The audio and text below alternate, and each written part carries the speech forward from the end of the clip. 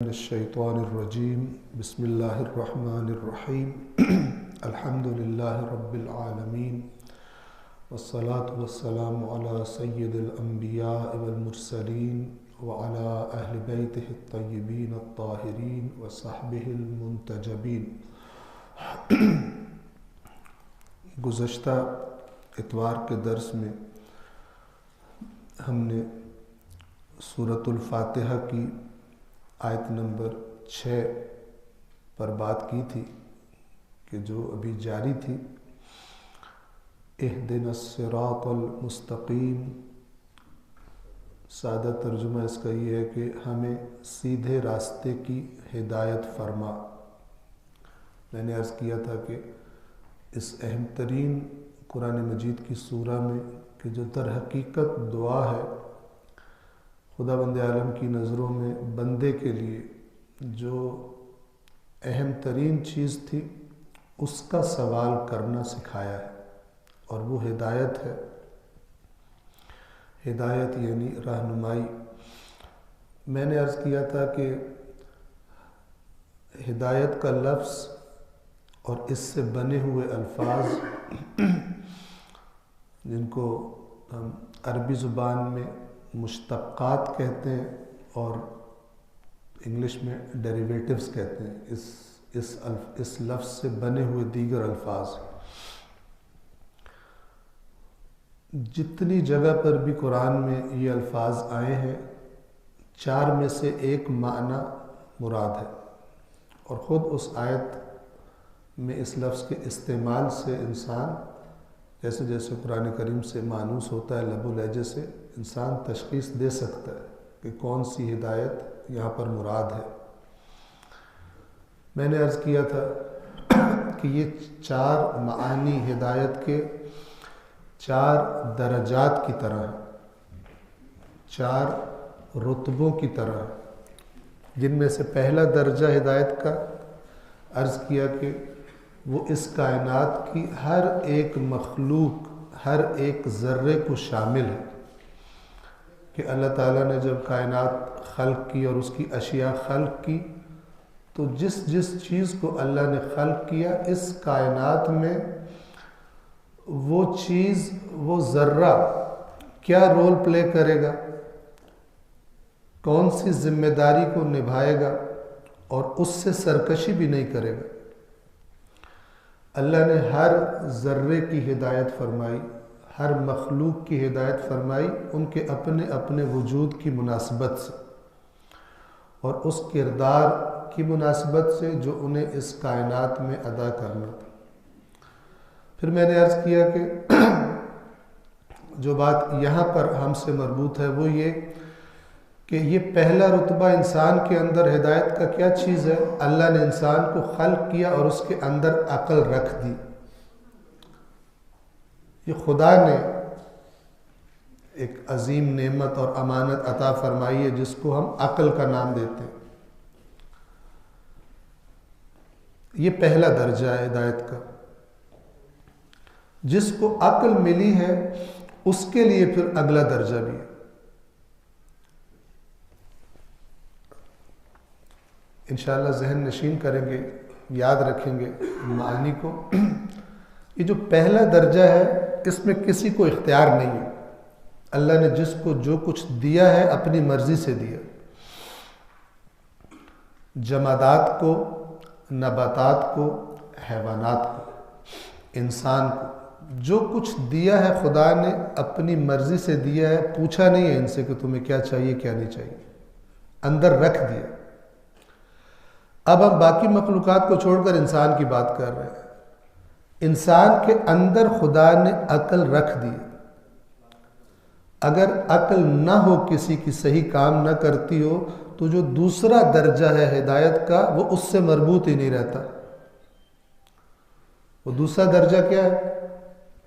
دوسرا درجہ ہدایت کا، دوسرا معنی ہدایت کا، اس سے مراد وہ ہدایت اور رہنمائی ہے کہ جو اللہ نے اپنے انبیاء کے ذریعے اور آسمانی کتابوں کے ذریعے، وحی جسے کہا جاتا ہے، اس کے ذریعے انسانوں کی رہنمائی فرمائی۔ اب یہ وحی کو کون سمجھ سکتا ہے، کون اس سے استفادہ کر سکتا ہے؟ جس کے پاس عقل موجود ہو پہلے۔ لہذا جن کی بعض انسان ہم دیکھتے ہیں کہ وہ دماغی طور پر صحیح نہیں ہوتے، تو شریعت نے ان کا حکم کیا بتایا ہے؟ اللہ نے ان کے اوپر سے قلم اٹھا لیا، ان سے خداوند عالم نہیں پوچھے گا تم نے کیا کیا، اس لیے کہ جس چیز کے سبب سوال و جواب ہونا تھا وہ چیز نہیں ہے ان کے پاس، یا ناقص ہے ان کے پاس۔ عقل ہوگی تو اگلی رہنمائی سے استفادہ ہو پائے گا۔ یہ دوسرا معنی، دوسرا رتبہ، دوسرا مقام۔ یہ کن کی ذمہ داری ہے؟ یہ اللہ نے اپنے نبیوں کی ذمہ داری لگائی، اور اس کے بعد انبیاء کے وارثین کی، اور ہر اس شخص کی کہ جو انبیاء کے راستے پر چلتا ہے۔ سورہ یوسف میں اللہ تبارک و تعالیٰ اپنے رسول سے ارشاد فرماتا ہے، رسول اللہ صلی اللہ علیہ وآلہ وسلم سے، قُلْ هَذِهِ سَبِيلِي، اے رسول کہہ دیجئے یہ ہے میرا راستہ۔ هَذِهِ اشارہ کرنے کے لیے عربی میں استعمال ہوتا ہے، هَذِهِ یہ ہے، سبیلی میری سبیل، میرا راستہ۔ کیا راستہ ہے میرا؟ ادعو الی اللہ، میں اللہ کی طرف دعوت دیتا ہوں۔ یہ اللہ کے حکم سے رسول اللہ اپنا تعارف کروا رہے ہیں، قرآن کا حصہ ہے، سورہ یوسف کے آخر میں یہ آیت آتی ہے۔ اگر کوئی جاننا چاہتا ہے کہ اپنے رسول کے راستے پہ چلنا چاہتا ہے، تو میرا راستہ یہ ہے کہ میں اللہ کی طرف دعوت دیتا ہوں، اور یہ دعوت کوئی ایسی جذباتی بات نہیں ہے کہ میں جذبات میں آ کے اس کے پیچھے پڑ گیا ہوں، بلکہ علی بصیرت، پوری بصیرت کے ساتھ۔ اس سے بہتر کام اس کائنات میں مجھے اور کوئی دکھائی نہیں دیتا کہ میں اللہ کی مخلوق کو اپنے خالق کی طرف رہنمائی کروں۔ علی بصیرت، بصیرت پر مبنی ہے یہ اللہ کی طرف دعوت۔ اگلی بات کہ جو ہماری زندگیوں میں اکثر شامل نہیں ہوتی، جبکہ قرآن نے ترغیب دلائی ہے اسی آیت میں، وہ کیا ہے؟ اللہ کا نبی فرماتا ہے، یعنی قرآن کی آیت کہہ رہی ہے، اللہ فرما رہا ہے رسول پاک سے کہ آپ ان کو یہ بتائیں کہ ادعو الی اللہ علی بصیرت انا، میں بھی یہ کام کرتا ہوں، ومن اتبعنی، اور جو میری اتباع کرنے والے ہیں، میرے نقش قدم پر چلنے والے ہیں، میری سیرت کو فالو کرنے والے ہیں، وہ بھی لوگوں کو اللہ کی طرف دعوت دیتے ہیں۔ ایک رسول اللہ سے محبت کرنے والا، ایک اہل بیت اطہار سے محبت کرنے والا، اس کی زندگی میں یہ چیز شامل ہونی چاہیے کہ وہ سبب بنے، اس کا وجود اس خیر کا باعث ہو کہ جہاں پر اس کا وجود ہو، اپنے گھر میں، اپنے دوستوں میں، اپنے اسکول میں، اپنے کالج میں، جہاں وہ جاب کرتا ہے، جہاں وہ کاروبار کرتا ہے، کہ اس کی وجہ سے لوگ خدا سے قریب آئیں، اس کے کردار کی وجہ سے، اس کی باتوں کی وجہ سے وہ دعوت دیتا ہو لوگوں کو، چاہے زبان سے چاہے اپنے عمل سے۔ ادعو الی اللہ علی بصیرت انا ومن اتبعنی۔ پس یہ دوسری ہدایت، رہنمائی کرنا، بنیادی طور پر اللہ نے انبیاء کے ذمہ لگایا، اور انبیاء کے بعد انبیاء کے وارثین اور انبیاء کے نقش قدم پر چلنے والا ہر شخص۔ قرآن نے فرمایا تم بہترین امت ہو، تمہیں لوگوں کی اصلاح کے لیے بھیجا گیا۔ کنتم خیر امت اخرجت للناس، تمہیں لوگوں کے لیے بھیجا گیا، نکالا گیا۔ کیا کرتے ہو تم؟ تأمرون بالمعروف وتنہون عن المنکر، تم امر بالمعروف کرتے ہو، تم نہیں عن المنکر کرتے ہو، تم اس لیے بہترین امت قرار دیے گئے ہو، تمہارا کام یہ ہے، نہ کہ کام نہ کرو بہترین امت۔ یہ ہدایت کا دوسرا معنی ہے، کیا؟ راستہ دکھانا۔ تیسرا میں نے کیا عرض کیا تھا، یہ ریپیٹ کروں کیونکہ امپورٹنٹ ہے، بار بار تکرار ہو گئی، پھر ہم اشارہ کیا کریں گے۔ تیسرا معنی، اس کا نام ہم رکھتے ہیں آسانی سے سمجھنے کے لیے، توفیق، اس راستے پر چلنے کی جس راستے کو انبیاء نے دکھایا ہے۔ یہ کس کے اختیار میں ہے؟ یہ کس کی ذمہ داری ہے؟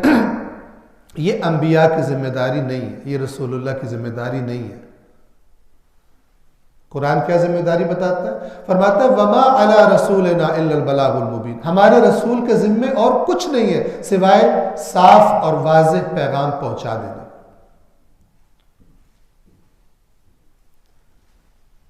وَذَكِّرْ فَإِنَّمَا أَنْتَ مُذَكِّرْ، تو آپ نصیحت کریں، یاد دہانی کروائیں، آپ تو نصیحت کرنے والے. لَسْتَ عَلَيْهِمْ بِمُسَيْطِرٍ، آپ ان کے داروغہ نہیں ہیں، ان کے نگہبان نہیں ہیں. وَمَا أَنْتَ عَلَيْهِمْ بِوَكِيلٍ، آپ ان کے وکیل نہیں ہیں، آپ خدا کی طرف سے صاف صاف پیغام پہنچا دینے والے. لیکن آپ دیکھیے کہ رسول اللہ نے کس جذبے اور کس تڑپ کے ساتھ اس پیغام کو پہنچایا، کتنی زحمات اور کتنی تکالیف برداشت کی ہیں اللہ کے نبی نے. اپنی روح پر بھی زخم کھائے ہیں اور اپنے بدن پر بھی زخم کھائے ہیں اس پیغام کو پہنچانے کے. یہ دوسرا معنی ہدایت کا راستہ دکھانا. تیسرا معنی کیا عرض کیا؟ راستے، اس دکھائے گئے راستے پر چلنا. اس کا بنیادی فارمولہ یاد رکھیں. یہ رسول اللہ نہیں کرتے. قرآن نے بتایا اے رسول آپ خود کو ہلاک کر دیں گے اس غم میں کہ یہ کیوں نہیں ایمان لا رہے. اے رسول کیا آپ لوگوں کو مجبور کریں گے کہ وہ مومن بن جائے؟ نہیں، یہ مسئلہ اور ہے. یہ توفیق کب ملتی ہے؟ اس توفیق کے لیے بندے کی طرف سے بھی ارادہ اور حرکت مطلوب ہے خدا کو. میں نے مثال دی تھی کہ آپ کا دوست سفر سے آئے، ہدیے لے کر آئے، سب اپنے عزیزوں کو اکٹھا کرے اور کہے کہ میں یہ جو ہدیے پڑے ہیں میرے پاس، یہ میں سب کے لیے لایا ہوں، لیکن دوں گا اس کو جو خود لینا چاہے. اس کو جو خود رغبت نہیں رکھتا میرے ہدیے کی، میں اسے نہیں دوں گا، اس کو یہ توفیق نہیں ملے گی. یہ جو توفیق ملتی ہے انسان کو اس راستے پر چلنے کی، اس کی طرف اس توفیق کے لیے اللہ نے بندے سے طلب کیا ہے کہ تو ارادہ کر، تو مانگ، تو رغبت کر، پھر میں اس راستے کو تیرے لیے آسان کر دوں گا، جسے ہم کہتے ہیں توفیقات میں اضافہ. یہ توفیقات میں اضافہ صرف ایسے نہیں ہو جاتا کہ مثلا میں دعا کروں یا اللہ میری نیکیوں کی توفیقات میں اضافہ فرما، جبکہ نیکیاں کرنے کا ارادہ کوئی پلان میرے ذہن میں نہ ہو، ایسے ہی روٹین میں سنتا رہوں یہ دعائیں اور میری زبان پر جاری ہوگی. یہ تیسرا ہے. اب اس دوسرے اور تیسرے کا فرق کرنے کے لیے میں آپ کو 2 آیات سے مثال دیتا ہوں. ایک جگہ قرآن کریم فرماتا ہے رسول اللہ سے خطاب فرما کر، خوب غور سے سنیں، اِنَّكَ لَتَهْدِي إِلَىٰ صِرَاطٍ مُسْتَقِيمٍ، اے رسول یقیناً آپ صراط مستقیم کی طرف ہدایت کرتے ہیں. وہی لفظ تہدی، تو ہدایت کرتا ہے. اللہ کیا فرما رہا ہے؟ رسول کیا کرتے ہیں؟ رسول اللہ کیا کرتے ہیں؟ یقیناً اے رسول آپ تو صراط مستقیم کی طرف ہدایت کرتے ہیں لوگوں کو.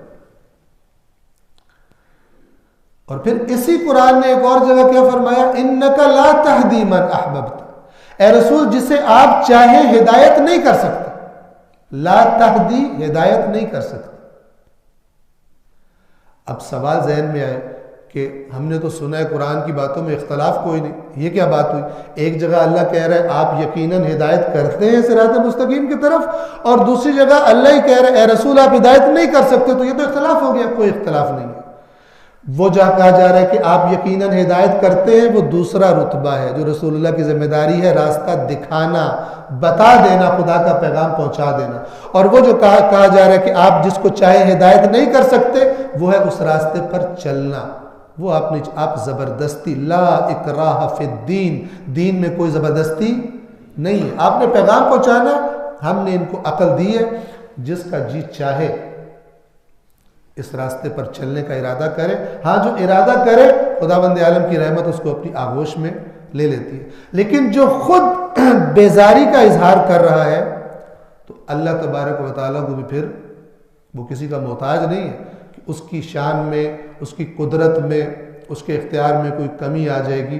اگر یہ بندہ اس کی بات نہیں مانے گا تو اس کی شان میں کوئی کمی نہیں آتی، اس کے اقتدار میں کوئی نقص پیدا نہیں ہوتا. اب یہ تیسرا درجہ جو میں اس کو درجات کہہ رہا ہوں، اگر آپ غور فرمائیں تو جس تک دوسرا درجہ ہدایت کا پہنچا ہے وہی تیسرے پہ جائے گا. جس کے پاس ہدایت آئی ہے اب اس کی مرضی ہے قبول کرے یا قبول نہ کرے. جو قبول کرے گا وہ اس راستے پر چلے گا. اس کو اللہ تبارک و تعالیٰ نے اپنی آیات میں بتایا ہے. ایک آیت آپ کی خدمت میں عرض کرتا ہوں. خداوند عالم فرماتا ہے والذین اہتدوا. یہ اہتدوا یہ بھی ہدایت سے بنا ہوا فعل ہے. ایک ہوتا ہے ہدا، اس نے ہدایت کی.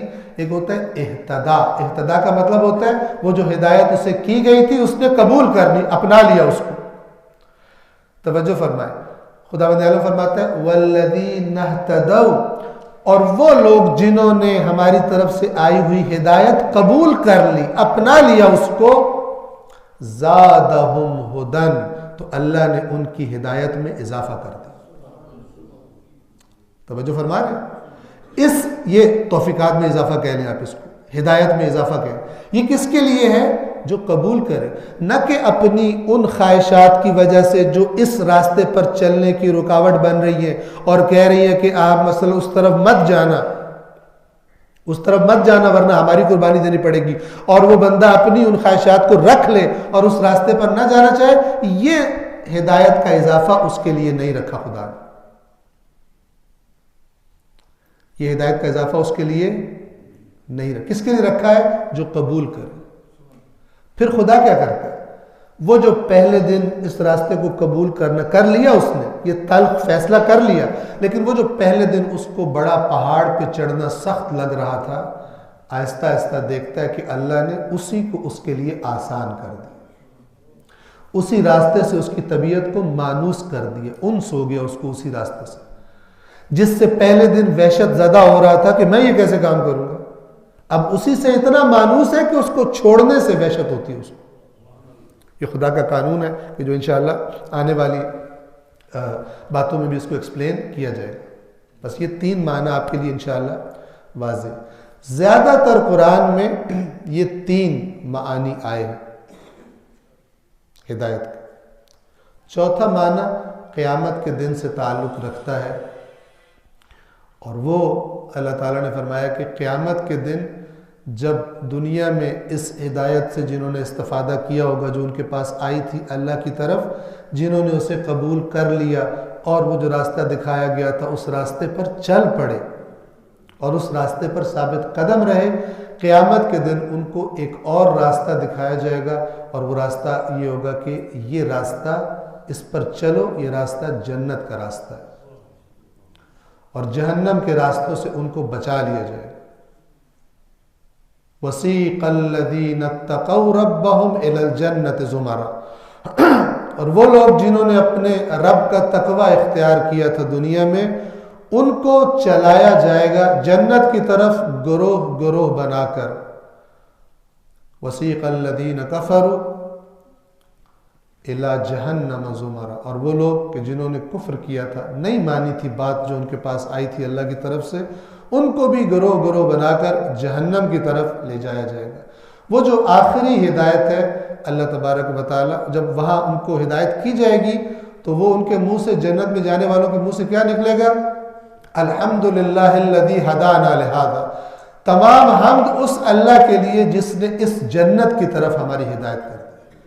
وما کننا لنہتدی لولا ان ہدانا اللہ، اور اگر خدا ہماری ہدایت نہ کرتا تو ہم اس جنت تک آنے والے نہیں تھے. صلوات پڑھیے محمد والا.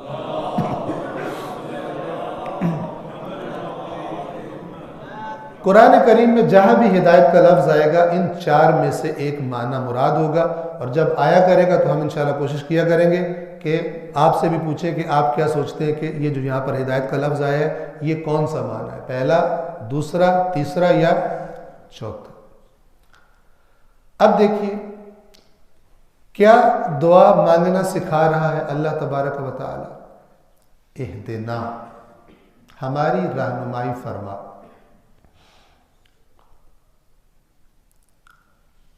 کون سا معنی مراد ہے؟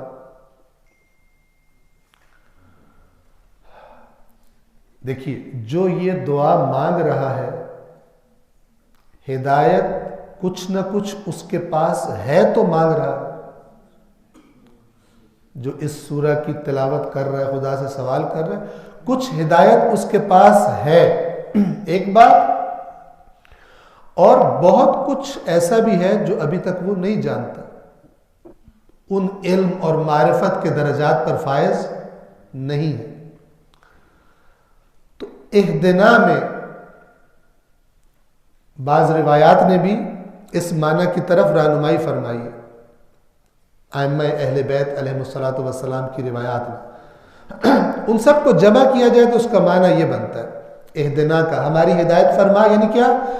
جو کچھ ہمیں ہدایت عطا تو کر چکا ہے اس پر ہمیں ثابت قدم رکھ، اور جو کچھ ابھی تک ہمیں پتہ نہیں چلا اس کی طرف ہماری ہدایت فرما۔ جو ہمارے پاس ہے وہ محفوظ رہے، وہ ہم ضائع نہ کریں، اس پر ہم ثابت قدم رہیں، اور جو کچھ ہم نہیں جانتے، جس علم کو تیری طرف سے ابھی تک ہم نہیں جانتے، وہ بھی ہم کو عطا فرما۔ اہدنا کا یہ معنی۔ ایک اور بات کی طرف توجہ فرمائے جو بڑی ہی اہم بات ہے، اور وہ یہ کہ جمع کا لفظ استعمال کیا گیا۔ اہدنا ہماری ہدایت فرما، ہماری ہدایت کر، ہماری رہنمائی کر۔ اہدنی نہیں کہا گیا، اہدنی اگر ہوتا تو کیا مطلب ہوتا؟ میری ہدایت کر۔ سورۃ الفاتحہ کی اس آیت میں اور اس لفظ میں کیا میسج ہے ایک مسلمان کے لیے؟ ایسا نہیں کہا گیا کہ اگر جماعت کے ساتھ پڑھ رہے ہو، چونکہ بہت سارے لوگ، تب کہو اہدنا، اور اگر اکیلے پڑھ رہے ہو، کوئی تمہارے ساتھ نہیں کھڑا ہوا تو کہو اہدنی۔ نہیں، تنہا بھی ہو تو صرف اپنے لیے نہیں مانگو، صرف اپنی فکر نہیں کرو، بلکہ اپنی نجات کے ساتھ ساتھ اپنے باقی ساتھیوں اور اپنے معاشرے کی نجات کی بھی خواہش تمہارے اندر موجود ہونی چاہیے۔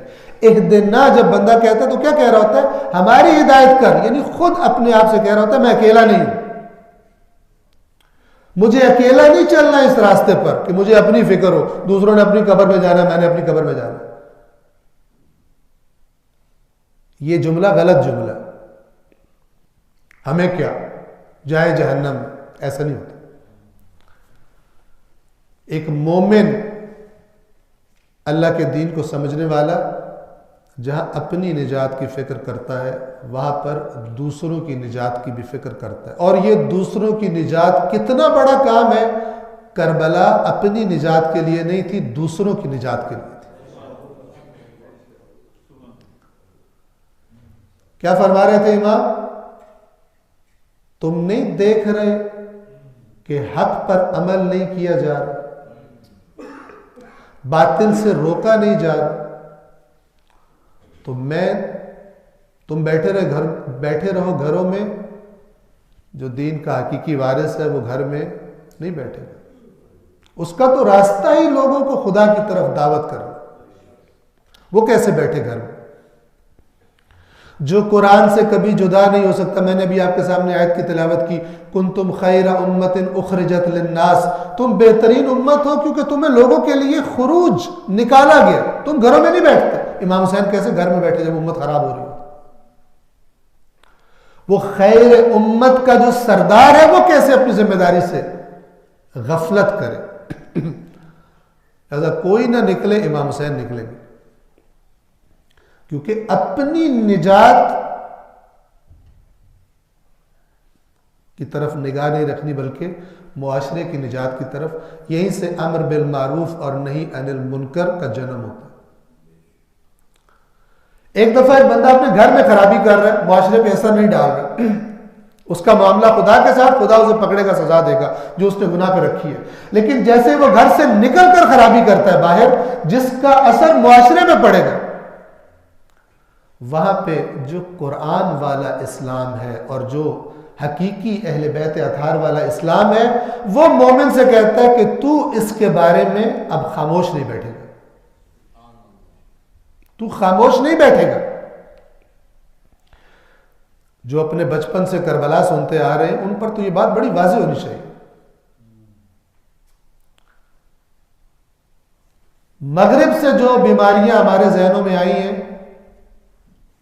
ان میں سے ایک بیماری جس کے اندر وہ بیماری ہوتی ہے اس کے منہ سے ایسے جملے سننے کو ملتے ہیں. اگر کوئی کہے کہ یہ برا کام کیوں کر رہے ہو، کہتے اپنے کام سے کام رکھ، تجھے کیا تکلیف ہے، میری مرضی، میں جو مرضی کروں، میں گھر میں کروں، میں روڈ پہ کروں، میں جیسے مرضی کپڑے پہنوں، میں جیسے مرضی کو، تمہیں کیا مسئلہ، میں ڈانس کروں، ناچوں، میں میوزک بجاؤں، تمہیں کیا تکلیف ہو رہی ہے.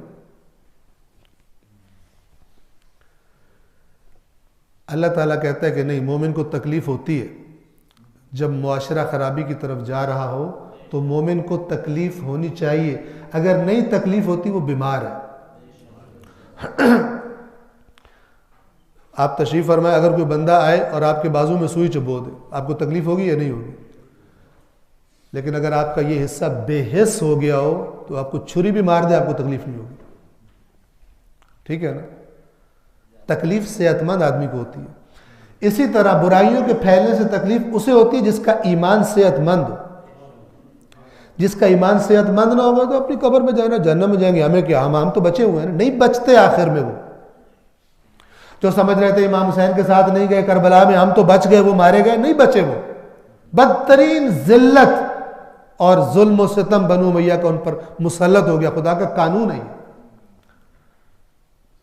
ہمارے ائمہ نے بتایا کہ اگر امر بالمعروف اور نہی عن المنکر ترک کر دو گے تو خدا تمہاری قوم کے بدترین لوگوں کو تم پر مسلط کر دے گا. اس کا قانون ہے کہ بدماش مسلط ہی تب ہوتے ہیں جب نیک لوگ اپنی ذمہ داری ادا نہیں کرتے معاشرے میں.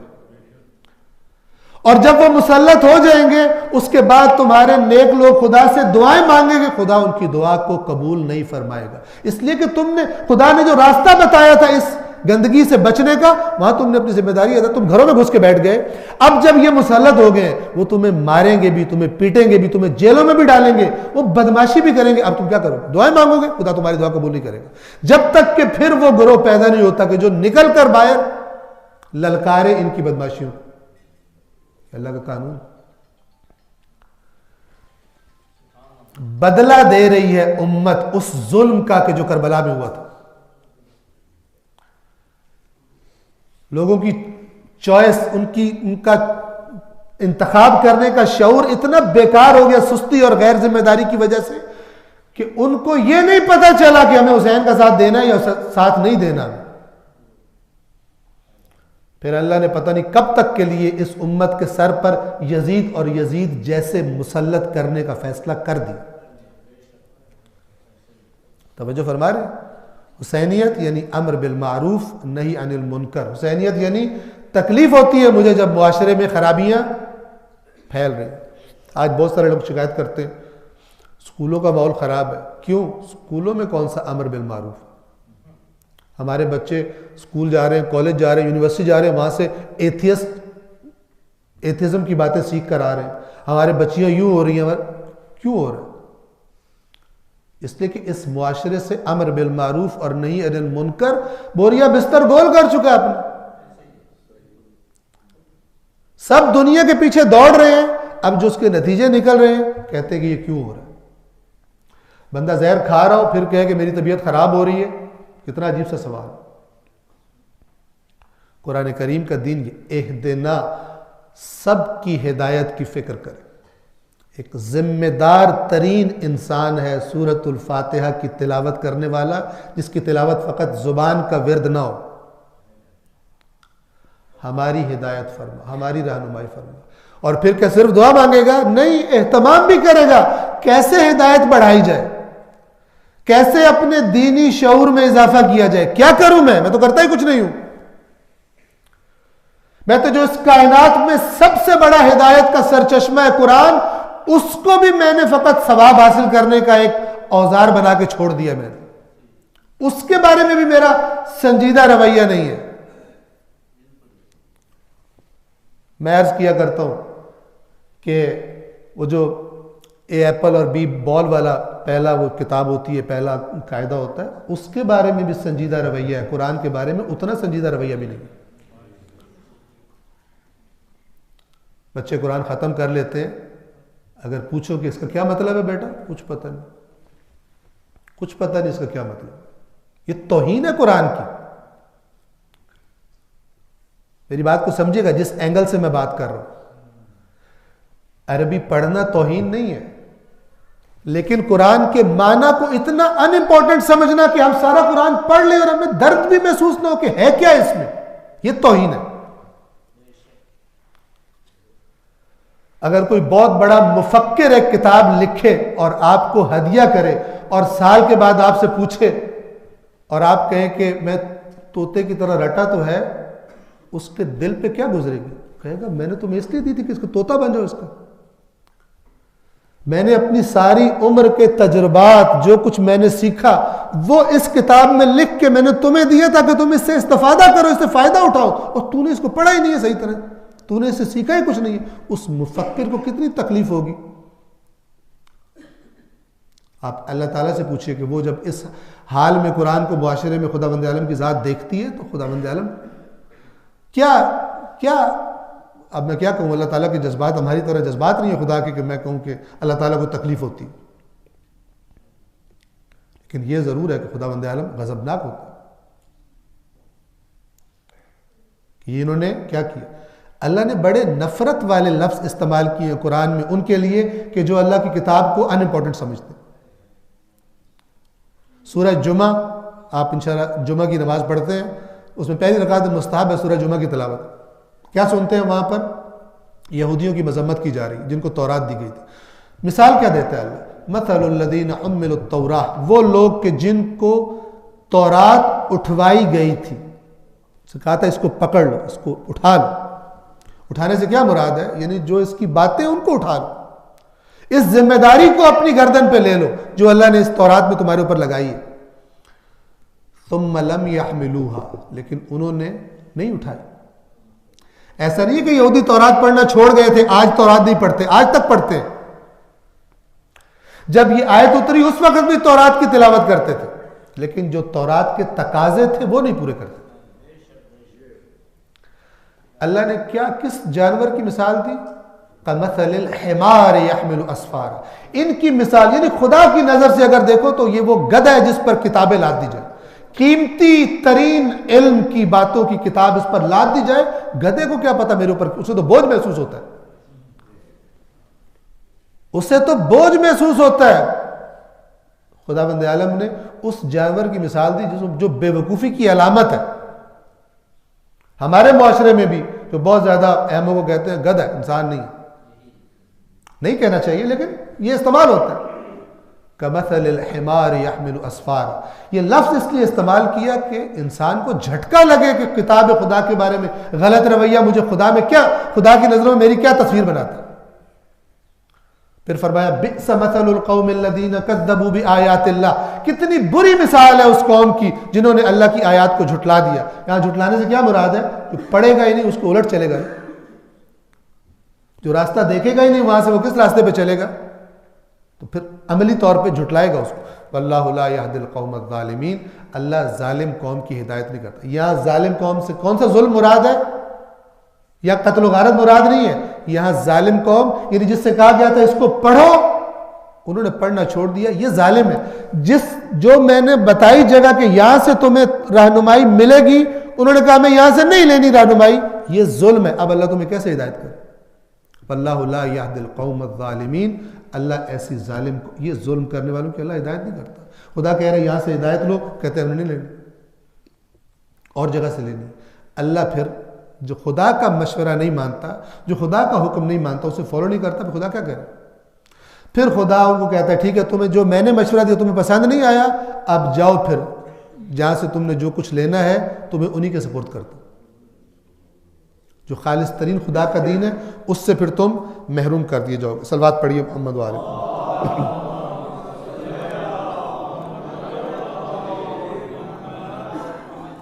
ایک مرتبہ پھر صلوات پڑھیے۔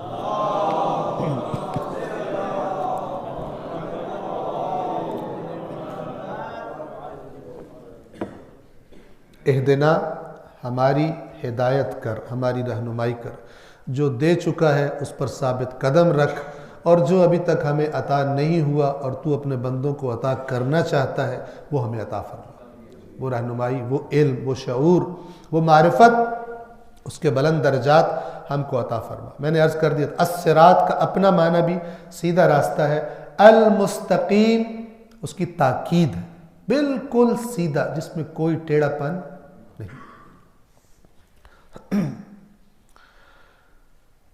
آیت نمبر 7 توجہ فرمائیے۔ بات ختم ہو سکتی تھی آیت نمبر 6 پر، اللہ کی حمد بیان کی، اس کے بعد خداوند عالم کی ذات سے دعا طلب کی، ہدایت کی، یا اللہ ہماری ہدایت فرما۔ لیکن اللہ تبارک و تعالیٰ نے اس ہدایت کے سوال میں کچھ اضافہ کیا، اور یہ اضافہ بہت امپورٹنٹ ہے۔ اس کے بغیر بات مکمل نہیں ہے اللہ کی نظروں میں، ورنہ اس صورت کو اور شارٹ کر دیتا۔ اگلی آیت میں خداوند عالم نے گروہ بتائے، گروپس بتائے۔ ایک وہ کہ جو ہدایت یافتہ ہے، اور دو گروہ ان کے کہ جو ہدایت سے دور ہو گئے۔ توجہ فرمائے، کیا فرمایا؟ صراط الذین انعمت علیہم، ان کا راستہ کہ جن پر تو نے انعام کیا۔ انعمت جسے ہم اردو میں انعام کہتے ہیں، انعام یعنی کسی کو نعمت عطا کرنا۔ نعمت کا معنی واضح ہے، اچھی حالت کو بھی نعمت کہتے ہیں، اور ایسی چیز بھی کہ جس کے ملنے سے حالت اچھی ہو جائے اس کو بھی نعمت کہا جاتا ہے، بہتری پیدا ہو جائے۔ انعمت جن پر تو نے نعمتیں نازل کی، ان کا راستہ دکھا۔ یہ لوگ کہ جن پر تو نے اپنی نعمتیں نازل کی، یہ ان میں دو چیزیں نہیں تھیں۔ وہ دو چیزیں کون کون سی ہیں؟ یہ وہ بھی نہیں تھے کہ جن پر غضب نازل ہوا، غیر المغضوب علیہم، نہ ان میں سے تھے کہ جن پر غضب کیا گیا، جن پر غضب نازل ہوا، ولا الضالین، اور نہ گمراہوں میں سے۔ ضال کی جمع ہے ضالین، اور اس کا معنی ہوتا ہے وہ شخص کہ جو جس راستے پہ اسے چلنا چاہیے تھا، سیدھا راستہ جسے ہم کہتے ہیں، اس راستے سے اتر جائے۔ صراط کا معنی میں نے عرض کر دیا، انعمت نعمتیں عطا کرنا، اس کا معنی بھی واضح ہے۔ المغضوب کا لفظ نکلا ہے غضب سے، اور غضب کا جو بنیادی طور پر عربی زبان میں معنی ہے، یہاں پہ ایک بات میں آپ کی خدمت میں عرض کر دوں کہ یہ جو الفاظ قرآن میں اللہ تبارک و تعالی نے عربی کے الفاظ استعمال فرمائے ہیں، یہ قرآن کے نزول سے پہلے بھی عربی میں بولے جاتے تھے۔ لیکن یہ یاد رکھیے کہ یہ الفاظ جب بعض اوقات اللہ کے بارے میں استعمال ہوتے ہیں تو یہ فارمولہ یاد رکھیں ہمیشہ، کیونکہ نئے لفظ نہیں آ سکتے تھے۔ بنیادی طور پر بندوں کے انسان، یہ بندہ غضبناک ہے، غصے میں آیا ہوا، لیکن بندہ تو ہو سکتا ہے بلا وجہ غصے میں آ گیا ہو، غصے میں آنے کی بات کوئی نہیں ہے، ویسے اس کو زیادہ غصہ آتا ہے۔ یہی لفظ کے جو بندے کے بارے میں استعمال ہوتا ہے، اگر اللہ کے بارے میں استعمال ہو تو ہم کیا کریں گے کہ وہ تمام نقص اور عیب کے جو ہمارے ذہن میں آتے ہیں اس چیز کے بارے میں، ان سے پاک قرار دے دیں۔ توجہ فرما رہے؟ خدا کا غضبناک ہونا اس طرح نہیں ہے کہ اللہ تعالیٰ جس طرح بندہ غضبناک ہوتا ہے اور پھر، لیکن جب بندے کے عربی میں پہلے اس کا معنی سن لیں، غضب کا جو اصل معنی ہے عربی زبان میں وہ ہے انتقام لینے کے لیے دل میں خون کا جوش مارنا۔ یہ کیفیت اسے کہتے ہیں غضب۔ جب انسان کا خون جوش مارے اور کس لیے جوش مارے کہ میں بدلہ لوں کہ جو میرے ساتھ ہوا ہے. اس کو کہتے ہیں کچھ پہلے ہوتا ہے اس کے ریئیکشن میں انسان غضبناک ہوتا ہے اور چاہتا ہے میں کچھ کروں. اب یہ لفظ جب خداوند عالم کے بارے میں استعمال ہوا اس کا معنی کیا ہے کہ اللہ تبارک و تعالی کا عذاب ان کاموں پر کہ جن پر اللہ نے پہلے سے عذاب معین کیا ہو. انسان ہو سکتا ہے وہاں پر بھی غصہ کرے جہاں پر اسے غصہ نہیں کرنا چاہیے تھا، لیکن اللہ تبارک و تعالیٰ کا عذاب وہی نازل ہوتا ہے جہاں پر تمام مہلت بھی دی جا چکی ہو، تمام اتمام حجت بھی کیا جا چکا ہو، پھر بھی جو انسان اپنے اختیار سے بدبختی کا انتخاب کرے پھر اللہ تبارک و تعالیٰ کا عذاب کا وعدہ اس کے بارے میں پورا ہوتا. نہ وہ کہ جن پر غضب نازل ہوا اور نہ وہ کہ جو راستے سے بھٹک گئے. یہاں پر 7 بج چکے ہیں. لفظ ضالین کا ترجمہ اور اس کا معنی میں آپ کی خدمت میں ذرا تفصیلی عرض کرنا چاہوں گا، اسے انشاءاللہ اچھی طرح سمجھیں گے. یہ لفظ قرآن مجید میں بہت زیادہ تکرار ہوا ہے، ریپیٹ ہوا ہے، اور بالعموم یہ لفظ استعمال ہوتا ہے ہدایت کے مد مقابل. مثلا یضل من یشاء و یہدی من یشاء، یہ یضل اسی سے ہے، ضالین سے. جسے چاہتا ہے گمراہ کر دیتا ہے، جسے چاہتا ہے ہدایت کر دیتا ہے. یہ بھی سوال آتا ہے پھر ہمارا بیچ میں کیا اختیار ہے؟ اللہ کی مرضی کے سامنے کسی کی کیا چل سکتی؟ جبر والا معنی بعض لوگ ان آیات سے لے لیتے جو غلط ہے. خود آیات قرآن سے پتہ چل جاتا ہے کہ کیا مراد ہے. یضل من یشاء، جسے چاہتا ہے گمراہ کرتا ہے، ویہدی من یشاء، جسے چاہتا ہے ہدایت کر دیتا ہے. اس سے کیا مراد ہے؟ خود آیات قرآن کو جب ساتھ رکھا جاتا ہے مختلف آیات کو خود بخود معنی واضح ہو جاتا ہے. جیسے میں آپ کی خدمت میں اسی لفظ کا معنی بتاتے ہوئے عرض کرتا ہوں، اس لیے کہ یہ لفظ ہدایت اور لفظ ضلالت گمراہی جس سے ضالین گمراہ ہونے والے بنا ہے یہ انتہائی اہم ہے. اس لیے کہ سوال ہم ہدایت کا کر رہے ہیں اللہ سے، اور جو ہدایت نہیں ہوتی اس کا اپوزٹ کیا ہوتا ہے؟ اس کا اپوزٹ گمراہی ہوتا ہے. ایک صلوات پڑھیے محمد وآل محمد.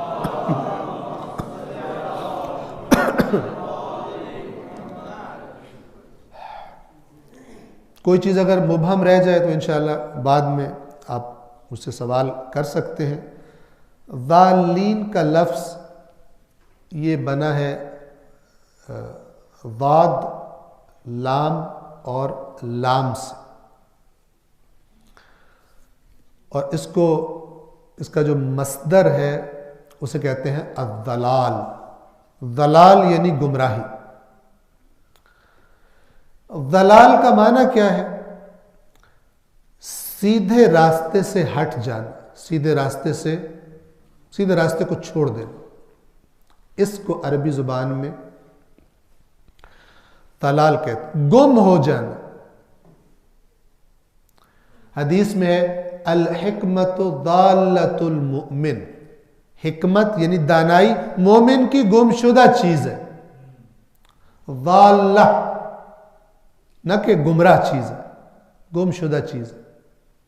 جیسے اگر کسی ایسی جگہ میں جہاں بہت زیادہ رش ہے لوگوں کا، بچے کا ہاتھ اپنے ماں کے یا باپ کے ہاتھ سے چھوٹ جائے اور وہ گم ہو جائے، اس بچے کو کیا کہیں گے؟ ضال. جان بوجھ کے راستہ چھوڑنے والا بھی ضال کہلاتا ہے عربی میں، اور غلطی سے بھی جو ہو جائے اس کو بھی ضال کہا جاتا ہے، اگرچہ وہ ماں کے لیے تڑپ رہا ہو، اگرچہ وہ ماں سے ملنے کے لیے، ماں کو ڈھونڈنے کے لیے تڑپ رہا ہو. قرآن نے سورۃ الضحیٰ میں کیا فرمایا؟ وَوَجَدَكَ ضَالًّا فَهَدَىٰ. کیا معنی ہے اس کا؟ اور اللہ نے آپ کو ضال پایا تو آپ کی رہنمائی کر دی. یہ کون سی گمراہی ہے؟ یہ والی گمراہی ہے نعوذ باللہ؟ نہیں. جو جان بوجھ کر کسی خرابی کی وجہ سے راستہ چھوڑ دیتے ہیں، جن کی یہاں بات ہو رہی ہے، نہیں. ضالین جمع ہے ضال کی. یہ لفظ قرآن میں کس کے بارے میں استعمال ہوا؟ رسول اللہ کے بارے میں استعمال ہوا. وَوَجَدَكَ ضَالًا، اور اس نے یعنی اللہ نے آپ کو ضال پایا. لیکن یہاں ضال سے کیا مراد ہے؟ کہ جو خدا کی طرف سے کچھ عطا ہونے کے لیے تڑپ رہا تھا، ابھی وہ چیز عطا نہیں، یعنی ابھی گویا کہ وحی کا آغاز نہیں ہوا اور رسول اللہ اس گمراہ معاشرے سے بیزار ہو چکے ہیں. نہ کبھی کسی بت کو سجدہ کیا ہے، نہ اپنے آپ کو اس معاشرے کی غلط عادتوں میں سے کسی عادت سے کسی کام سے آلودہ کیا رسول اللہ نے. کفار نے بھی کبھی رسول اللہ پر یہ الزام نہیں لگایا کہ تو بھی تو پہلے یہ کرتا تھا، اب جو تو نہیں.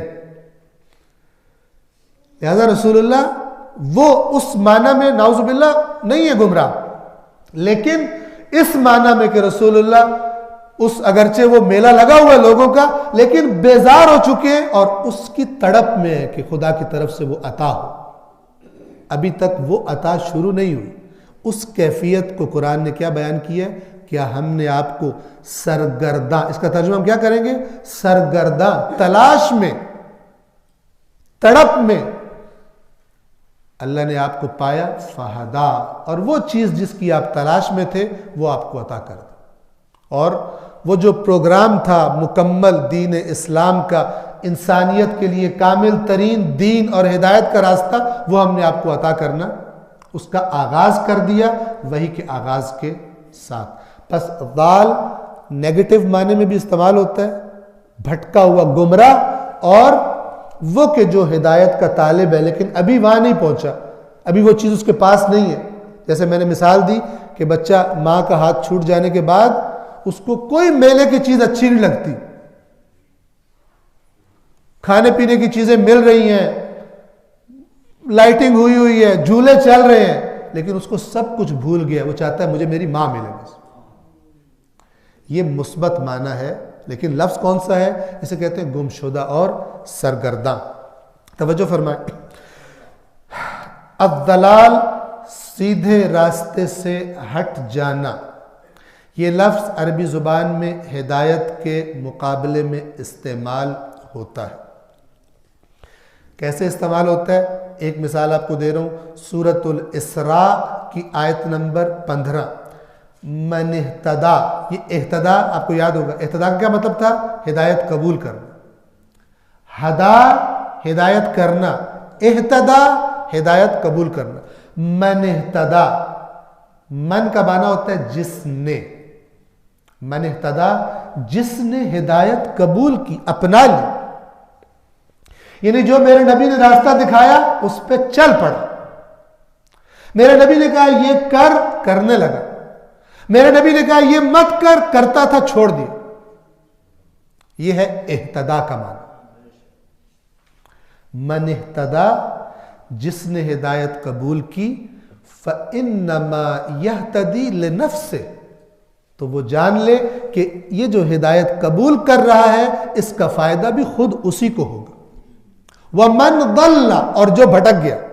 اب یہاں پہ یہ ضَلَّ، یہ وہی دلال ہے. کس کے مقابلے میں آ رہا ہے؟ اہتدا کے، ہدایت کے مقابلے میں. یعنی جس نے ہدایت قبول نہیں کی، آٹومیٹک نتیجہ کیا ہے؟ وہ کس راستے پہ چل رہا ہے؟ جس راستے پہ نہیں چلنا چاہیے. وہ کیا ہے؟ وہ گمراہی ہے. توجہ فرمائیں. ومن، ادھر تھا من اہتدا، جس نے ہدایت قبول کر لی، اور مقابلے میں کیا؟ ومن ضل، اور جو بھٹک گیا. اگرچہ اس راستے پہ اس کو بہت مزہ آ رہا ہے. اسے کو کہیں تو بھٹکا ہوا کہتا ہے نہیں، جتنے میں مزے میں زندگی گزار رہا ہوں، تمہاری زندگی میرے مقابلے میں زندگی نہیں ہے. میں مزے کر رہا ہوں، تم دیکھو. بعض دفعہ مثلا ایک ڈاکٹر ہے یا چند ڈاکٹر ہے، وہ بے ایمان ہے، ایسے جھوٹ موٹ ٹیسٹ لکھ کے دے دیتے ہیں. کمیشن اپنی سیٹ کی ہوئی ہے مثال کے طور پر لیبارٹری کے ساتھ، لیبارٹری والوں کے ساتھ، اور کہتا ہے ہر جو میں مریض بھیجوں گا اس پہ اتنی میری کمیشن ہوگی. چاہے بیچارے کو ٹیسٹ کی ضرورت ہو، چاہے بیچارے کو ٹیسٹ کی ضرورت نہ ہو، اس کو مہنگے مہنگے ٹیسٹ لکھ کے دے دیتا ہے. مال بنا رہا ہے، کہتا ہے میں بہت سمجھدار ہوں. لیکن ایک بیچارہ ایماندار ہے، وہ نہیں غلط ٹیسٹ لکھ کے دیتا. یہ جو سمجھدار ہے غلط ٹیسٹ لکھنے والا، یہ اسے کہتا ہے تیرے جیسا بیوقوف آدمی آج کے معاشرے میں نہیں ملے گا. مال بنا، مال بنا. اگر کوئی آیا ہے مریض تیرے پاس، کیا 4 پیسے اضافی دے دے گا، مال بنا. آج کل جیسے اللہ کے نبی نے فرمایا تھا قیامت جب قریب آئے گی تو معروف منکر بن جائے گا، منکر معروف بن جائے گا. یعنی جو کام برے تھے وہ کر کے لوگ کہیں گے ہم بڑے اچھے کام کر رہے ہیں، اور جو اچھے کام کریں گے لوگ کہیں گے یہ بے وقوف ہے، بے وقوف ہے. ہم جب ایران میں پڑھتے تھے تو ہمارے ایک استاد نے اپنے ڈاکٹر دوست کا قصہ سنایا اور کہا کہ وہ بہت متدین ہے، بہت نیک ہے، اور وہ مجھے بتا رہا تھا کہ جو میرے کولیگ ہیں جب ہم بیٹھتے ہیں تو میرا مذاق بناتے ہیں اس لیے کہ میں غلط ٹیسٹ لکھ کے نہیں دیتا. کہتے ہیں ہمارے پورے گروپ میں یہ فارغ ہے بالکل عقل سے، یہ غلط ٹیسٹ لکھ کر نہیں دیتا. توجہ فرما رہے. ایک صلوات پڑھیے محمد والے.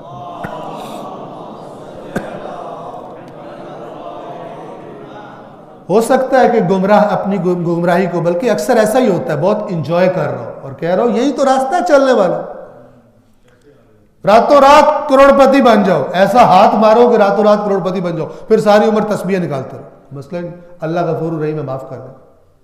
کھایا ہوا نہیں معاف کرتا اللہ جب تک کہ نکال کے واپس نہ کیا جائے. توجہ کر رہے ہیں. اگر کوئی بندہ حرام کھا کھا کے اپنا کچھ بنا لے، اس کے بعد ہر روز امام حسین کی زیارت پہ پہنچا ہو، ہر سال حج کرے، خداوند جب تک مال واپس نہیں کرے گا خداوند عالم نہیں چھوڑے گا، اس کو یاد رکھیے گا. یہ کرپشن کا جو دین ہے یہ بے ایمانوں نے بنایا ہے. دین کی بنیاد ہی انسان کی اصلاح پر قائم ہے. امام حسین علیہ السلام جب فرمایا ساتھیوں کو میرے ساتھ کون ہے کربلا کی اس تحریک میں میرے ساتھ جانے والا، جو لوگ امام کے ساتھ آ رہے تھے امام نے فرمایا جس کا قرض ہے ادا کر کے آئے. اس امام حسین کے نام پر یہ ساری کرپشن معاف ہو جائیں گی. اس امام حسین کے نام پر بعض لوگ کرپشن کا لائسنس لے کر بیٹھے ہوئے بے ایمان ہیں. ان کا کیا تعلق ہے امام حسین سے؟ اگر ان کو امام حسین سے، جس کو امام حسین کی شخصیت سے حیا آ جائے وہ چھوڑ دے گا خرابیاں. وہ کہے گا امام حسین کو تو قتل کرنے والے تھے ہی وہ کہ جو دنیا پرست تھے، اور امام نے اپنے آخری خطبے میں فرمایا تو تم پر میری نصیحت اثر نہیں کرے گی اس لیے کہ تمہارے شکم حرام سے بھرے ہوئے. وہ کیسے حرام کو اپنی روٹین بنائے گا، پھر کہے کوئی نہیں حرام کھاتے رہو، اس کے بعد 40 پہ پیدل واک کریں گے تو معاف ہو جائے گی ہماری. اللہ کے دربار میں یہ ڈرامے بازیاں نہیں چلتی ہیں.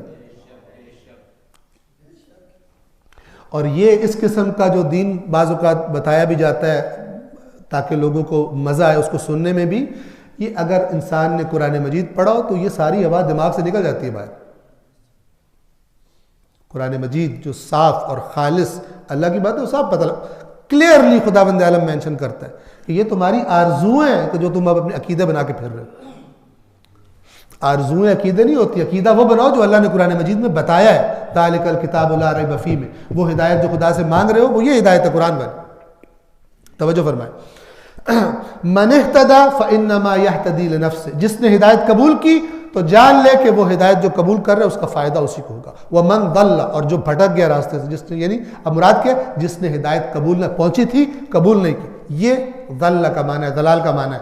فانما یضل علیہا، تو وہ بھی جان لے کہ اللہ کو کوئی نقصان نہیں ہوگا، اپنے ہی خلاف ہدایت کو قبول نہیں کر رہا، اپنے لیے غلط نتیجے کا انتخاب کر رہا ہے. اور یہ بھی جان لے ولا، یہ آیت میں کمپلیٹ کر دوں تاکہ ولا تزر وازرۃ وزر اخرى، اور کوئی بوجھ اٹھانے والا کسی دوسرے کے گناہوں کا بوجھ نہیں اٹھائے گا کہ میرا زیادہ وزن ہے تو اٹھا لے، نہیں اٹھائے گا.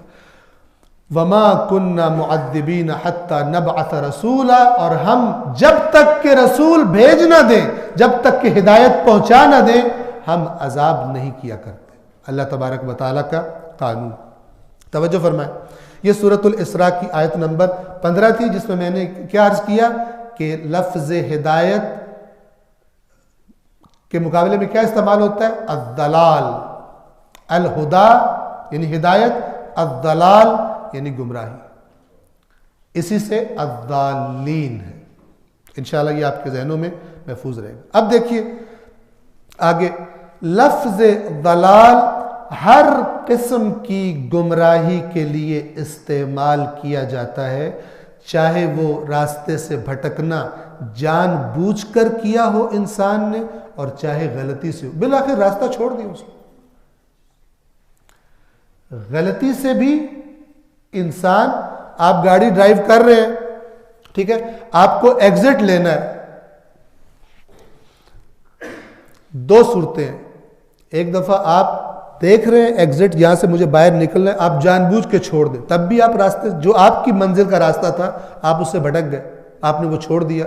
اور یہ بھی ہو سکتا ہے کسی غفلت کی وجہ سے، موبائل میں مثلا ٹیکسٹ کوئی چیک کر رہے تھے میسج اپنا، یا کوئی گپ شپ لگا رہے تھے اور آپ نے نہیں دیکھا اور وہ ایگزٹ گزر گیا، آپ کا ارادہ نہیں تھا لیکن آپ کی غفلت شامل حال تھی۔ دو چیزیں انسان کو اللہ کے راستے سے ہٹاتی ہیں، ایک دفعہ دیدہ دانستہ اپنی ناجائز خواہشات، اور ایک دفعہ دین کے بارے میں غیر سنجیدہ رویہ، کہ انسان یہ نہ دیکھے خدا نے کیا ریکومنڈ کیا ہے، اللہ نے کیسے دین سیکھو، رسول اللہ نے کیا ریکومنڈ کیا ہے، کیسے یہ جو دین میں لائے ہو تمہارے لیے کیسے سیکھنا ہے اس کو، ائمہ اہل بیت نے کیا طریقہ ریکومنڈ کیا ہے، کیسے دین کو سیکھنا ہے۔ غافل ہے، جو ادھر سن لیں گے، ادھر محفل ہو رہی ہے ادھر چلے جائیں گے، فلان ادھر سے سن لیا ادھر سے سن لیا، ایک ملغوبہ سا، ایک مکسچر سا ذہن میں بنایا ہوا ہے، اس کو دین سمجھ رہے ہیں۔ یہ بھی بھٹکنے کا سبب ہے۔ بس ہر قسم کی گمراہی، راستہ چھوڑ دینا، چاہے جان بوجھ کر چھوڑا ہو اس نے اور چاہے اس نے خطا کی ہو، نان سیریس رویے کی وجہ سے غلط راستے پہ چلا گیا ہو، غفلت کی وجہ سے، غلط دوستی کی وجہ سے، خود اچھا تھا لیکن ایک گندے کو دوست بنا لیا، اس نے کہا ذرا ایک کش لگا کے تو دیکھو بہت مزہ آتا ہے، یہ پہلے کہتا نہیں، لیکن وہ دوست بڑا پیارا تھا، آخر اس نے لگا ہی دیا اس کو، ایک کش کے بعد پکا نشئی بنا دیا اس کو۔ کتنے بچے ہیں جو آج کالجز میں، یونیورسٹیوں میں مثلا اس نشے پہ لگ جاتے ہیں، کیوں؟ دوستوں کی وجہ سے۔ غلط دوستیاں انسان کو ٹریک سے اتار دیتی، دوست کے رنگ میں انسان رنگا جاتا ہے، چاہے جان بوجھ کر ہو چاہے خطا ہو، معمولی ہو یا زیادہ ہو، راستہ سیدھا چھوڑ دیا، چاہے تھوڑا سا چاہے بہت زیادہ۔ لیکن یاد رکھیے، آپ دیکھیں اگر ایک سیدھا ٹریک ہو اور بندہ تھوڑا سا اپنا اینگل چینج کر لے، اگرچہ وہ شروع میں تھوڑی سی دوری ہے لیکن جیسے جیسے چلتا جائے گا وہ دوری میں اضافہ ہوتا جائے گا۔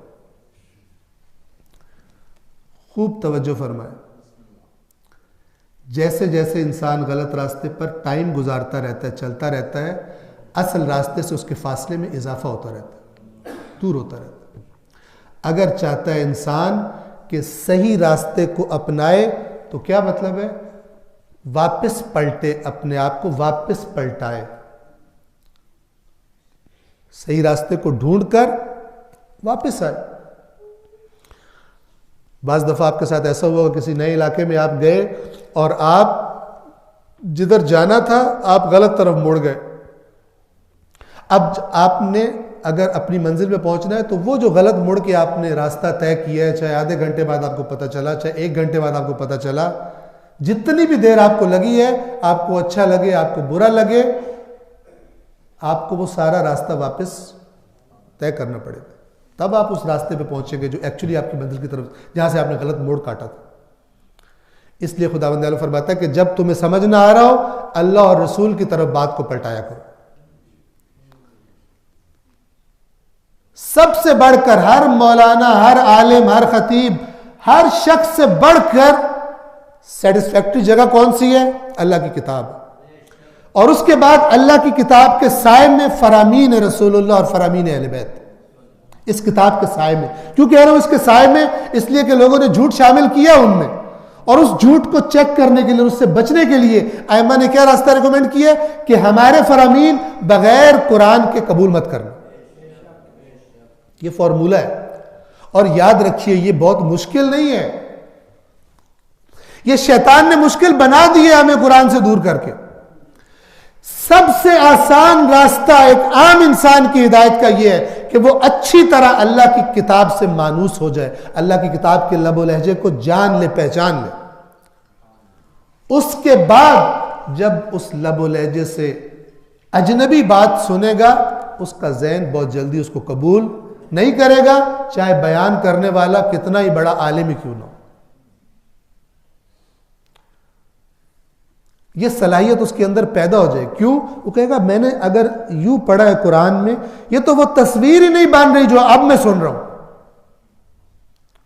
پھر وہ کس کو سلیکٹ کرے گا؟ کہے گا اس کو نہیں چھوڑوں گا، چونکہ اس میں تو شک ہی کوئی نہیں، یہ جو بتا رہا ہے ہو سکتا ہے غلطی کر رہا ہو سکتا ہے کوئی گڑبڑ کر رہا ہو، کچھ بھی ہو سکتا ہے، یہاں گڑبڑ نہیں ہو سکتی، اس سے جا کے سوال کرے آپ یہ بات کر رہے ہیں یہاں یہ لکھا ہوا ہے۔ کتنے افراد ہیں ہماری قوم میں جنہوں نے کوئی بات سنی ہو اور ان کے ذہن میں قرآن کی آیت آئی ہو کہ یہ کانٹرڈکشن ہے ان دونوں کے درمیان، اور اس کے بعد اس خطیب کے پاس گئے ہو، اس عالم کے پاس گئے ہو کہ مولانا قرآن میں تو یہ لکھا ہے، خطیب صاحب قرآن میں تو یہ لکھا ہوا ہے، آپ نے جو بات کی ہے کیسے میں اسے کمبائن کروں؟ ہیں لوگ اب انہیں ڈھونڈ چراغ رخ زیبا لے کر، ٹھیک ہے نا، چراغ لے کے ڈھونڈے تو آپ کو ایسے لوگ ملیں گے جو قرآن پڑھنے والے مفقود ہیں، مسنگ پرسنز ہیں، قرآن پڑھنے والے، قرآن کو سمجھنے والے۔ سمجھیں گے تو پھر اعتراض کے قابل ہوں گے نا کہ یہ بات قرآن کے مطابق ہے، یہ بات قرآن کے مطابق نہیں ہے۔ ایک صلوات پڑھیے محمد وآل محمد۔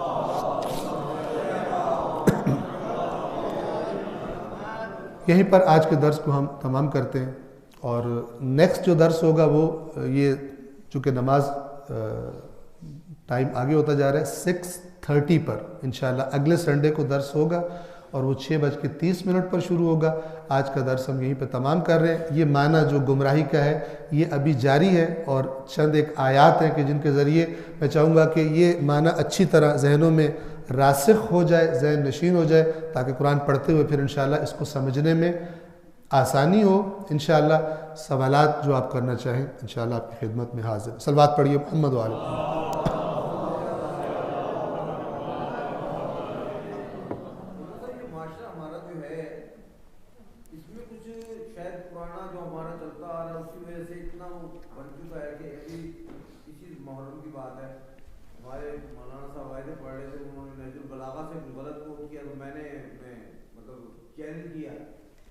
بعد میں کئی صاحب نے پوچھا ہے، صاحب نے مطلب اپریشیٹ بھی کیا گیا، بڑا صحیح کیتا ہے، اور کئیوں نے مجھے یہ کہا کہ یار اینا نہ کیا کرو، جان دیا کرو، یہ کہاں جائے بندہ؟ تو یہ تو کوئی پرابلم نہیں ہے، یہ مسئلہ تو اس سے تو نہ اللہ کے نبی نہیں بچے اور ائمہ معصومین نہیں بچے، تو کوئی دوسرا کیسے بچ سکتا ہے اس سے؟ جو اس دنیا کے سب سے بڑے عالم، سب سے بڑے مربی، سب سے زیادہ صحیح انداز میں بات کرنے والے تھے، وہ نہیں بچے اس قسم کی باتوں سے، تو دوسرا کوئی سوچے بھی کیوں کہ میں بچ جاؤں گا؟ یہ باتیں تو ظاہر بات ہے جس نے کرنی ہے تو ان کی جو قیمت پھر پے کرنی ہوتی ہے وہ بھی پے کرنی پڑتی ہے، مسئلہ کوئی نہیں اس میں۔ جی بسم اللہ۔ قرآن بڑا پڑا ہے جس میں اللہ رسول پاک سے کہہ رہے ہیں صبر کرو، برداشت کرو، صبر کرو، برداشت کرو، کیوں کہہ رہے ہیں؟ اسی لیے کہہ رہے ہیں کہ یہ تو کریں گے، آپ نے تحمل اور برداشت سے آگے لے کے چلنا بات۔ جی آواز کم ہے آپ کی۔ کوئی شخص کسی دوسرے شخص کا بوجھ نہیں اٹھائے گا اپنے لیکچر میں،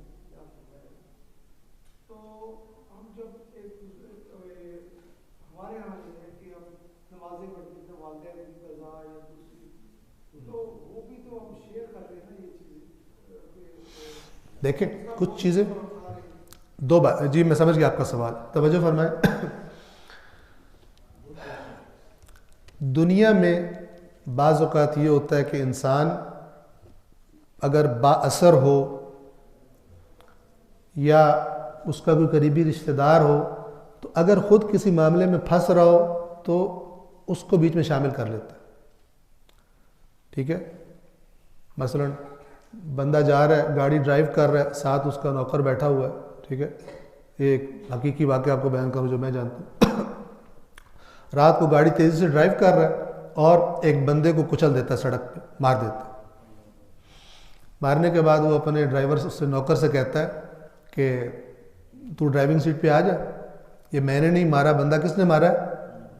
تو نے مارا، اور جب تک تو جیل میں رہے گا جیل سے میں چھڑوا لوں گا تجھے، ٹھیک ہے؟ وکیل بہترین کر کے، اور اتنے اتنے مثلاً انعام کے طور پہ تجھے پیسے بھی دوں گا اور تیرے گھر کا خرچہ بھی جو میرے ذمے ہے، بس تو چلا جا۔ وہ آرام سے کہتا ہے ٹھیک ہے چودھری صاحب یا شاہ صاحب یا جو بھی ہے، ٹھیک ہے نا، وہ چلا جاتا ہے۔ یہ کانسیپٹ اللہ نے اس کو نیگیٹ کیا قرآن میں، کہ کوئی یہ نہ سمجھے کہ قیامت کے دن اگر اس کو دنیا میں عادت پڑ گئی ہو اپنے جرم کسی اور کے کھاتے میں ڈال کر، یا کوئی اسے کہے، بیسیکلی جو فرسٹ ٹائم یہ آیت اتری تھی یہ سورۃ النجم میں اتری تھی، اور وہاں پر یہ ہے کہ عندہ علم الغیب فہو یرا، کیا اس کے پاس علم غیب ہے اور یہ دیکھ رہا ہے، ام لم ینبأ بما فی صحف موسیٰ، یا اس کو پتہ نہیں ہے صحف موسیٰ میں کیا لکھا ہے، وابراہیم الذی وفا، اور اس ابراہیم کے صحیفوں میں جس نے وفا کی تھی اللہ کے ساتھ، اللہ تزر وازرۃ وزر اخری، وہاں کیا لکھا ہوا ہے، کوئی بوجھ اٹھانے والا کسی دوسرے کا بوجھ نہیں اٹھائے گا، وَأَن لَيْسَ لِلْإِنسَانِ إِلَّا مَا سَعَىٰ، اور انسان کے لیے کچھ نہیں ہے سوائے اس کے جس کی اس نے کوشش کی ہو۔ توجہ فرما رہے، ہوا کیا تھا، ایک بندہ کہ جو نیا نیا مسلمان ہوا، اس نے خرچ کرنا شروع کیا خدا کے راستے میں مکہ میں، تو اس کا ایک دوست جو تھا پرانا تھا بے ایمان قسم کا، اس نے کہا کہ کیوں خرچ کر رہے ہو بیڑا غرق کر رہے ہو، پتہ نہیں یہ کامیاب ہوں گے ناکام ہوں گے، ایسا کیوں پیسے زیادہ لگا رہے ہو؟ تو اس نے کہا میں نے جو پچھلے گناہ اور زندگی گزاری ہے ان کے کفارے کے لیے کر رہا ہوں۔ تو اس نے کہا کہ جتنے بھی تیرے گناہ ہیں میں گارنٹی دے رہا ہوں اللہ سے کہوں گا میرے ذمہ آ گئے، ٹھیک ہے نا۔ آج کل بھی کچھ لوگ کہہ دیتے ہیں اے اللہ تیرا گناہ میرے ذمہ، میں اللہ تعالیٰ نے کہوں گا مینو پھاڑ لو، ٹھیک ہے نا۔ تو یہ مینو پھاڑ لوے یہ قیامت میں نہیں ہوگا، ٹھیک ہے۔ وہ جو ہے وہ تو خود شریعت نے اور قرآن مجید نے خود اس کی تائید کی ہے۔ مثلا فرمایا جو کسی اچھے کام میں وسیلہ بنے گا، کسی اچھے کام کی سفارش کرے گا کسی کو، اس میں اس کا بھی حصہ ہوگا جب تک وہ کام جاری ہے۔ جب کوئی کسی برے کام میں وسیلہ بنے گا، جب تک وہ کام جاری رہے گا، یہ مر بھی گیا اس کا کھاتا کھلا رہے گا۔ اگر کوئی مثلا ایک مسجد بنا کے جاتا ہے، ایک سکول بنا کے جاتا ہے، ایک لوگوں کے لیے پانی کا بندوبست کر کے جاتا ہے، جب تک بشر اس سے استفادہ کر رہا ہے اس کا اکاؤنٹ کھولا ہوا ہے، اگرچہ وہ دنیا سے چلا گیا۔ اسی طرح اگر کوئی کسینو کھول کے چلا جاتا ہے یا کوئی اور خراب جگہ کھول کے چلا جاتا ہے جہاں پہ لوگ خرابیاں کریں آ کر، جب تک وہ کھلا رہے گا اس کا اکاؤنٹ بھی برائیوں کا کھلا رہے گا۔ اسی طرح ایک مومن جب مومنوں کے درمیان رہتا ہے، مومن کی محفل میں رہتا ہے، یہ اس کی کوشش ہے، اور اس کوشش کی ایک جزا وہ ملتی ہے کہ مومن اس کے جانے کے بعد بھی اسے یاد رکھتے ہیں، اسے خیر کے الفاظ سے یاد کرتے ہیں، اس کے لیے دعائیں کرتے ہیں، تو وہ یہ الگ بات ہے۔ اور یہ کہ میں خرابی کروں کسی اور پر ڈال دوں، اللہ تعالیٰ اس کو نگیٹ کرتا ہے۔ جی بسم اللہ۔